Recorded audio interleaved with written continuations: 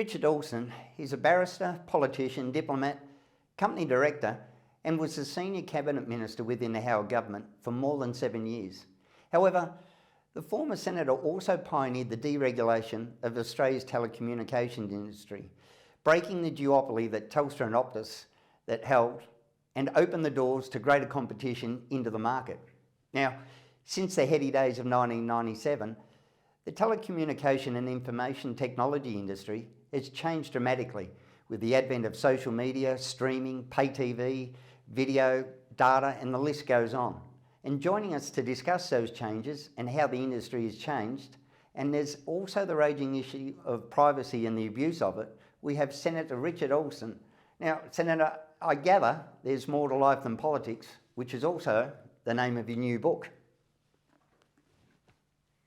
Yeah, well, that's what happens when you live a lot longer than your political career. But I've always thought there were other things in life. But I think that the thrust of my book is that you should do a lot of other things. You should do the things you enjoy doing. But at the end of the day, politics makes a big difference. I mean, if you look at the start of the 20th century, Argentina and Australia were equal number one in GDP per capita. Argentina went down the wrong road. We've been down the safe road, and we're now a very successful country, 13th largest economy in the world. So my career, there's always an element of luck in everything you do, really, but I was very lucky that John Howard came along to lead us with his vast experience. I was very lucky to be there at the dawn of creation on the internet and the whole digital revolution. I mean, it's never stopped, really, although when the bubble burst in April 2000, sort of went quiet for a bit, understandably, because the market tanked. But fundamentally, it's changed all our lives. I think a lot for the better. There's always problems, but it's been a wonderful journey. I used to enjoy going to Silicon Valley quite a bit, and you learn so much from talking to those people. And of course, we all benefit from some of the geniuses who were in place then. Now, you were the architect behind the deregulation of the telecommunication industry, and since then we've seen such incredible and wide-ranging and really impactful changes. Was this what you foresaw, or has it taken on a life of its own? Look, it was a global revolution in many ways. I was fascinated by all of this before I became the minister. I'd written my MBA thesis on Telstra, as it was, or as it is now, and it just seemed to me that things were happening elsewhere. So we were a quick learner, I think, from particularly the US, where deregulation was occurring, and Labor had started down that path, although, of course, for political ideological reasons, they could never bring themselves to privatise Telstra. Keating wanted to, because he knew there was a lot of money there for the government, but basically they just couldn't come at it. So the field was open for us to do these things. Did I anticipate it? No, I don't think anyone realised how ubiquitous the digital economy was going to be, although there were plenty of futurists talking in those terms. But, you think about it now, I'm on my mobile phone hours a day. Didn't have one when we came to government. And the internet, I mean, it's extraordinary.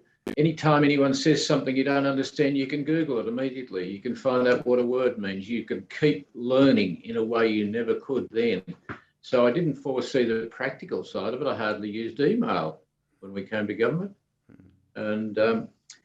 But it's been a wonderful ride. I think it continues. There's still a lot of good things going on. Australia's probably number 5 in the world in terms of high-speed broadband, and we're very well positioned. And I think the big thing, probably one of the best things, is that the bush had always been second-class citizens. One of the penalties for living outside capital cities was that you didn't get great services, and particularly when it came to telecoms, because you couldn't afford to roll out a fixed line to the middle of nowhere. Along comes satellite, along comes mobile. It's been an absolute transformation, and that allows and encourages decentralisation. And of course, it brings a lot more players into the game. And now you've got people anywhere in the country able to sell to anyone in the world. It's I think that was one of the great achievements. We rolled out something well in excess of $1 billion on regional and rural infrastructure over that period. Now, even the school distance now, which used to be conducted over the CV radio basically now, and they have video and all of the rest of it that goes with it. It's been a great advance for the rural, as you say, and also the marginalised and even the less abled people amongst us not being forced to travel.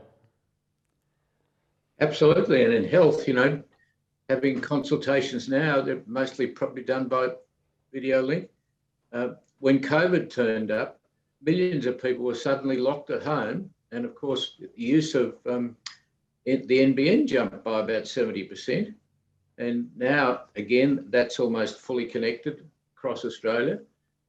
So we've moved with the times. Government's been prepared to spend money, and the consumers have taken it up very quickly. We've always been a bit of a test bed for new technologies.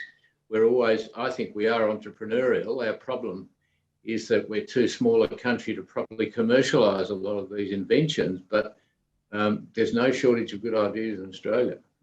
Now, at one stage, the internet was being called the Wild West of modern days. Has regulation, with the likes of Google and Facebook and Twitter controlling so much of our data, has regulation kept pace, and do we need to enact further regulation or step away? Look, it's a very good question. In fact, I'll tell you a funny thing. The Internet Association in those days were all in favour of hands off, and they screamed and yelled and complained bitterly about anyone who tried to restrict it. And I'd say, but hang on, what about pedophile lists and bomb recipes and things? Why should we allow those? No, it's hands off. And one of the leaders of the charge was a guy called Michael Malone from not TPG. I forgot what it was now, but anyway, they've been taken over by TPG. And now I'm on a board with Michael, and he's a very smart guy and a very good business operator, but it's just interesting how that mindset operated. And I think nowadays people accept that you do have to have restrictions. You always have defamation laws.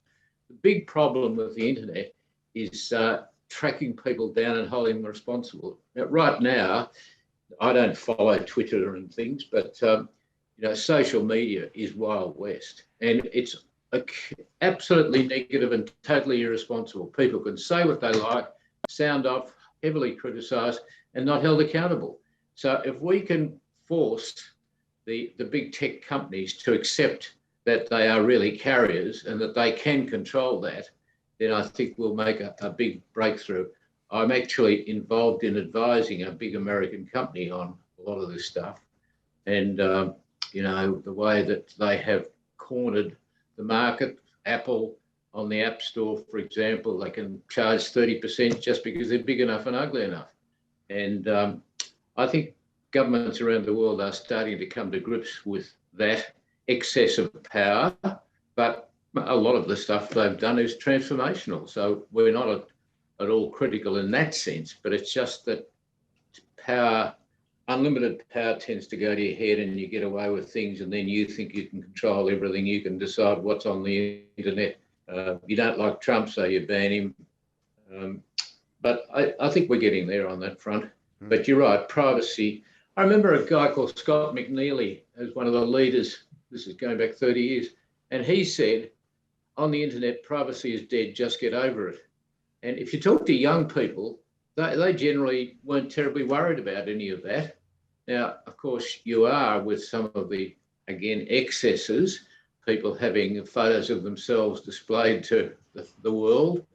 Now, there's an element of self-control here. You should be anticipating that could happen and be careful. You should assume every email you ever send could be in the media tomorrow. So there's an element of self-control, but there's also a very important role for government. It's always amazed me that the likes of Facebook and Google say that we can't control everything that comes through our platform, yet the minute I click on a link looking at a white pair of runners, I'm bombarded with every advert for white runners for the next 6 months. They're simply talking through their wallets when they say that. Of course they could control it. And the good thing is that they can afford to control it. A lot of people say, well, I'd like to do it, but it'd break my business. Well, there's no doubt these people can afford to do almost anything.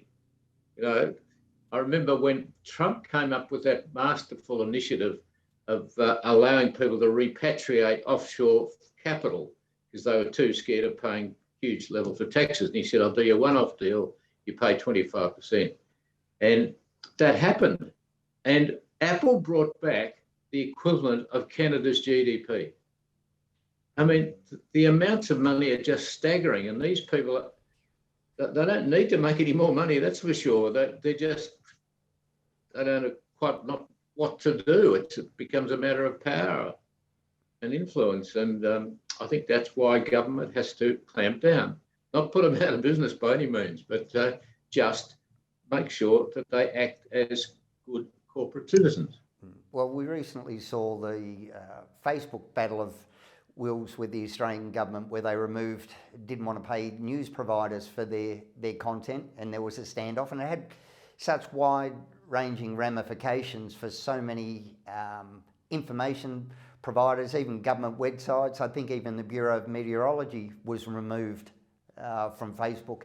How do we stop these organisations becoming so big that they can have that much of an impact? Should we try and impose some sort of regulation, Senator? Yeah, look, I think legislation is the key, and everyone's looking at this right now, but you can't rely on them to do the right thing. I mean, on something like that media code, they said couldn't possibly do it. Well, as soon as we legislated that, they did it. They did side deals, and now a lot of those companies that were being kicked to death because they were being deprived of revenue. I mean, Google controls the advertising market, for example. They're putting everyone else out of business, and they're just making exorbitant super profits. So legislation is the key, with as little discretion as possible. You can't, because otherwise they just game the system. They'll negotiate with regulators. Regulators then say, oh, well, we might as well compromise. I think we've got to be tough about this and decide what we want. It's like the breakup of AT&T, like we nearly broke up Telstra at one stage, but we made them had accounting separation, and we could have had structural separation. But if you have to do it, you do it by law. So just to finish with, Senator, big prediction, what do you see coming forward? What's the next big change for Australia in the telecommunications sphere? Look, I suppose it's still 5G, although we now talk about 6G. The Internet of Things is probably going to be revolutionary because you'll have little data chips in almost everything, and probably inside our bodies as well. And that will just mean that people can make informed decisions on so many things. You'll be able to anticipate your health problems. You'll be able to deal with them. Keyhole surgery is just a small example of how things have happened. Instead of having you open up the whole body and sort of poke around and hope you find the problem, you can look at it all digitally from outside. You can then go in with minimal invasion.